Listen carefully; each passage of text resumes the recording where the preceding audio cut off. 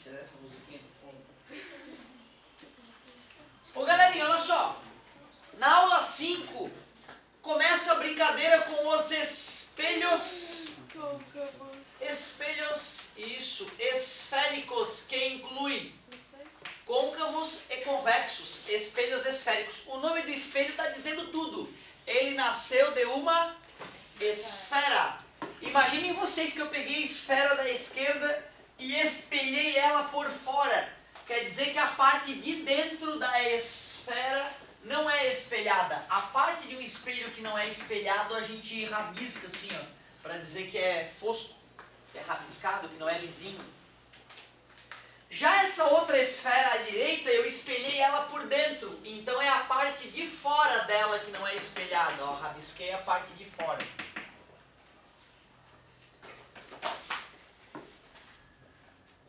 Como é que eu classifico o espelho em côncavo ou convexo? É só olhar a superfície espelhada.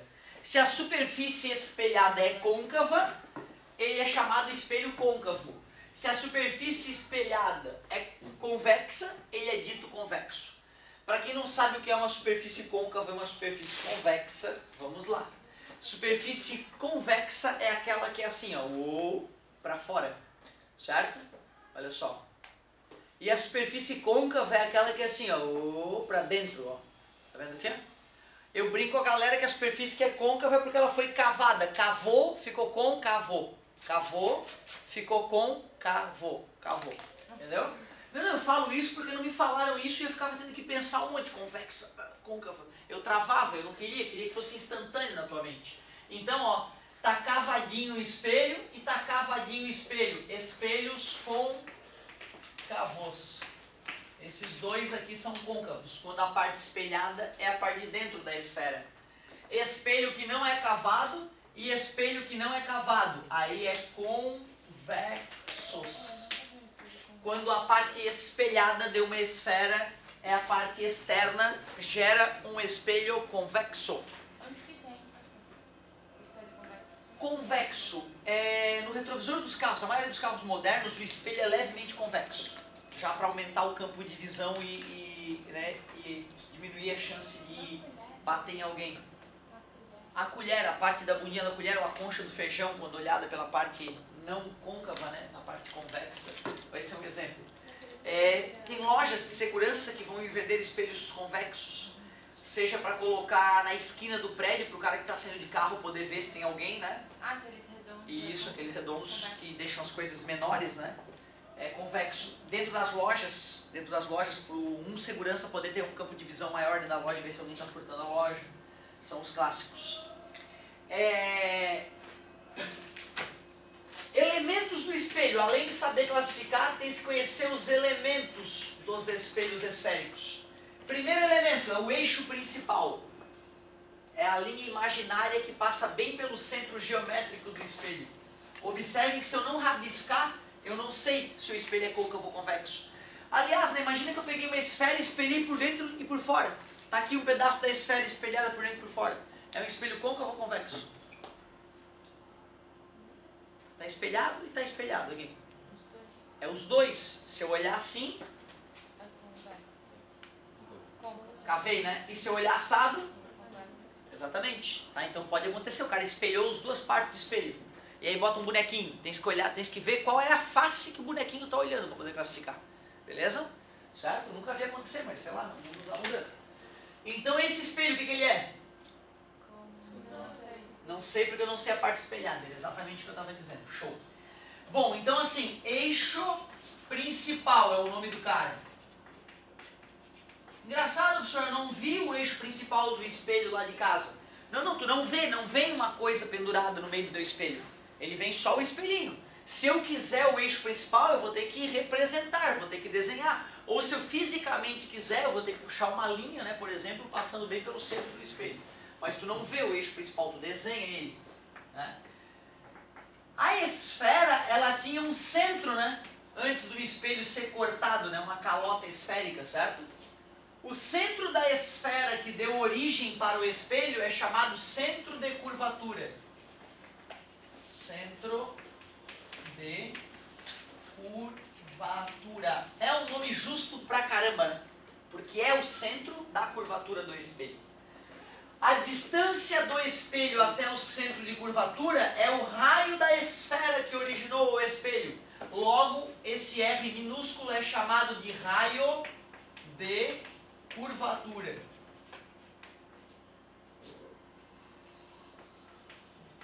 Raio de curvatura. O ponto onde o eixo principal atinge o espelho é chamado de vértice. Vértice. Vértice.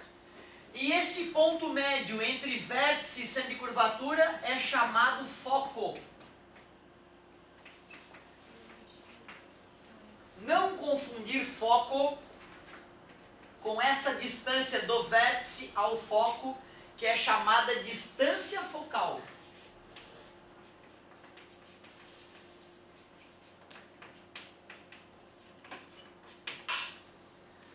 Se tu conhece esses elementos de um espelho, eixo principal, vértice, foco, centro de curvatura, raio de curvatura e distância focal, começamos bem.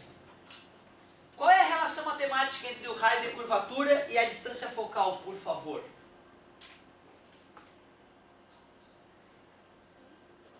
Qual é a relação matemática entre o R e o F? É a metade, né? Porque eu disse que o foco é o ponto médio, né? Entre V e C. Então eu poderia escrever que F é o R sobre 2. Ou se eu preferir que o R é 2 vezes o F. Esta relação nem sempre é fornecida no vestibular. E é importante para resolver algumas questões. Show de bola! Vimos só os elementos. Vimos só os elementos. Ah, que interessante, ó. Isso é bacana o que ele fala ali, ó. A apostila vai um pouco além ainda, uma coisa rara de a gente fazer, mas não custa aproveitar o embalo. Esse eixo que eu acabei de desenhar é o eixo principal. A apostila, ela mostra o que seria um eixo secundário. Eixo secundário seria qualquer reta passando pelo centro e pelo espelho, ó. Então, se isso aqui era o eixo principal, esse aqui já é o eixo secundário. E olha lá o que ele faz para obter um foco secundário. Ele pega e traça uma reta perpendicular ao foco, tá vendo? Perpendicular, ó. Esse ponto aqui é chamado de foco secundário. Engraçado, nos outros anos eu não vi isso aparecer na apostila. É possível que algum vestibular tenha cobrado o tal do foco secundário. Aí o cara já vai lá e bum. O que é o plano focal? Esse aqui vai estar lá embaixo. Ah, legal, ó. Plano focal. Tu consegue imaginar uma parede aqui passando pelo F, bem fininha, certo? Então isso aqui é um plano focal. É o plano que passa perpendicular ao eixo principal e passa pelo foco. Como ele passa pelo foco, ele contém o foco nesse plano, então vamos chamar de plano focal. Ótima pergunta. Então tu vê, o cara da apostila fez mais comentários do que eu fiz. Olha só o que ele chamou de ângulo de abertura do espelho. Esse meu espelho, ó, deixa eu destacar ele, ó. Ele vai desse ponto ali até ali, ó. Ele não continua, né? A esfera que o originou está na pontilhada. Mas eu comprei o espelho fisicamente desse tamanho aí, ó. Se eu pegar uma linha que vai da parte superior até a parte inferior, ó, se eu medir esse ângulo bem no centro de curvatura, o nome daquele ângulo é ângulo de abertura. Esse ângulo ele é importante porque ele vai aparecer na continuação da aula, aquele ângulo de abertura. Legal. Eixo secundário, então, é que é o menos comum de a gente trabalhar, ou foco secundário, que é só a intersecção entre o eixo secundário e o plano focal, que a colega perguntou, e ainda o ângulo alfa, chamado ângulo de abertura. Tu vê vértice, ele também chama de centro óptico. Vértice ele também chama de centro óptico. Geralmente a gente chama de centro óptico o centro das lentes. É mais comum chamar de centro óptico as lentes, mas não tem nenhum problema a gente chamar o vértice de centro óptico. A aula ainda não acabou não, tem um último comentário ainda para a aula 5 estar findada. Essa parte é uma parte muito importante, porque se tu decorar comigo esses detalhes que eu vou passar aqui para ti, tu vai conseguir tirar a aula 6 de letra. Se tu não decorar esse finalzinho da aula 5, tu vai sempre sofrer para entender a aula 6 e ainda mais para lembrar ela no dia do vestibular. Dá uma olhada que legal.